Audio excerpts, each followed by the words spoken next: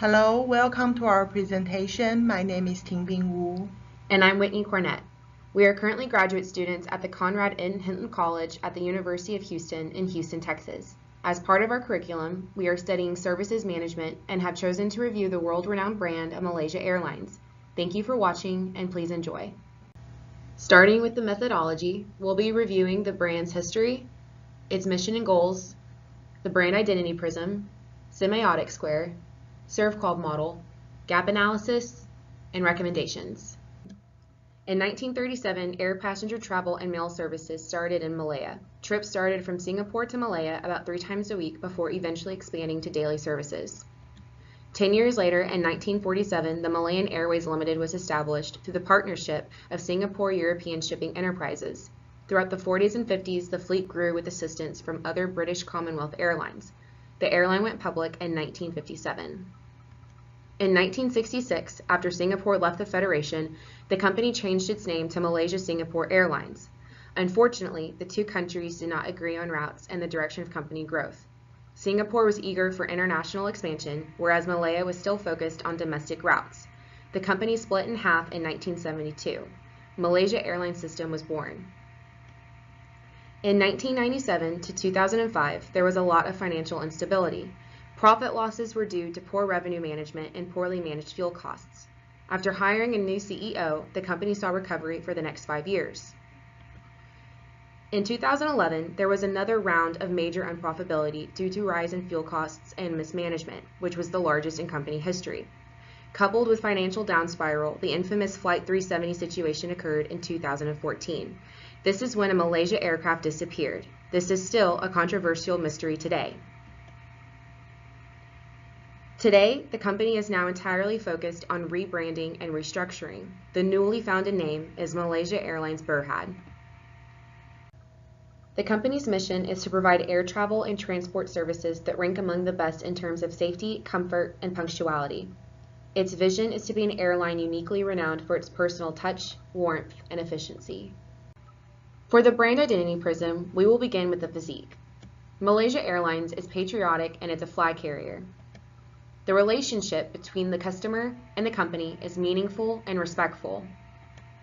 The reflection of the customer is experience-seeking and people-oriented. The personality of the brand is fresh and open-minded, and in the picture is Christoph Mueller, the first non-Malaysian CEO. The culture of the brand is accepting and worldly. The internal self-image of the customer is feeling welcomed, whereas externally a customer feels practical. And now we will look at the semiotic square, starting with the corporate giant. These are businessmen with impressive prestige. They expect a full-service carrier with luxury-type amenities. They belong to the primary target audience, business. Then we have your business regulars. These are your everyday business travelers. They mostly fly business class because they fly often and enjoy the affordable yet nice amenities like special lounge services, flight phone calls to do work, and prepared meals. Although similar, these groups differ on level of business prestige. Next, we have the amenity aristocrats. These flyers choose Malaysia Airlines because the brand is a full-service airline without a luxury price. They specifically enjoy the gourmet meals, fully reclining chairs, and premium services. A luxury experience is their priority, and they choose Malaysia because it's affordable compared to the other full-service airlines. Next, we have the amenity appreciators. They are also leisure travelers. They most likely fly economy, but still choose Malaysia Airlines because even economy has cool features such as still getting meals and selecting favorite seats. The amenities are nice to them, but they choose economy because the cheaper prices. The amenities are a nice little bonus they know they'll get. Again, these groups are similar, but differ based on an amenity needs. Now we have your first classers. They share characteristics of the amenity aristocrats and corporate giants. Like the amenity aristocrats, they will pay for the elite hospitality. They choose Malaysia Airlines because the brand has been voted the best crew cabin award the past 7 years. They also share prestige through their reputation and status.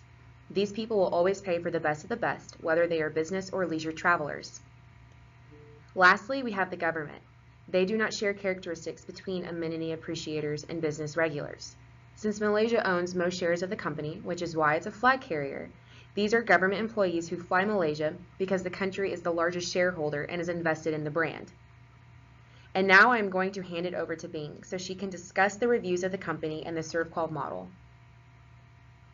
To evaluate Malaysia Airlines service quality, we have analyzed 200 customer online reviews from Skytrax, Airline Ratings, and TripAdvisor.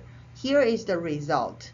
About 48% of the review have expressed mixed feelings, which means that they talk about both positive and negative things of Malaysia Airlines. 10% of the customers said that Malaysia Airlines did an excellent job and they will definitely fly with them again.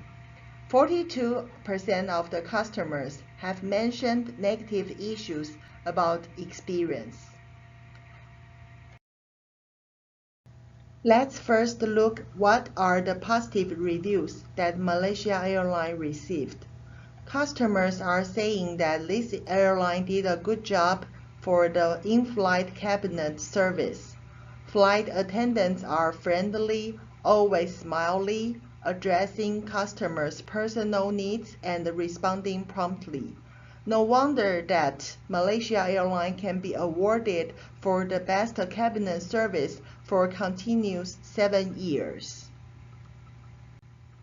The ServQual model can help us to identify potential service issues based on customers' reviews.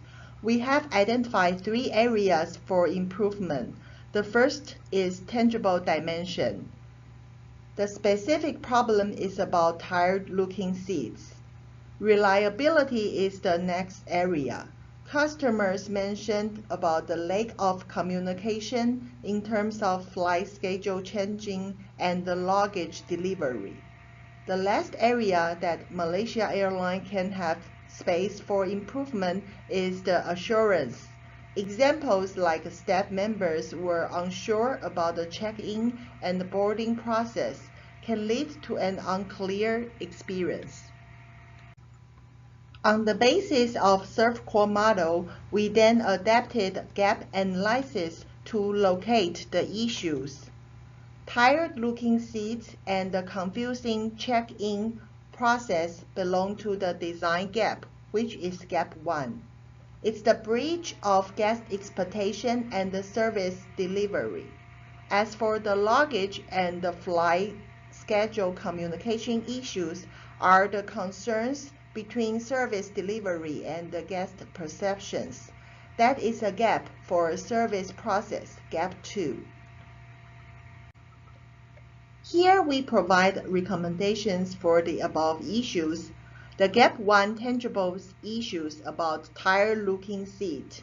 We suggest the airline can renew the seat or pick more durable materials to improve the quality of seats. The gap 2 issues about the lost luggage and the short notice of flight schedule changing. We understand that both airport and airline are taking care of this part, but the airline can consider using multiple ways to communicate with customers, such as emails, phone calls, and text messages to keep customers posted. As for the assurance issues about confusing check-in process, we suggest the Malaysia Airlines to review their internal communication process and make sure that ground staffs are in the loop. We also recommend the airline to develop an app for online booking and the check-in process. Have a nice flight!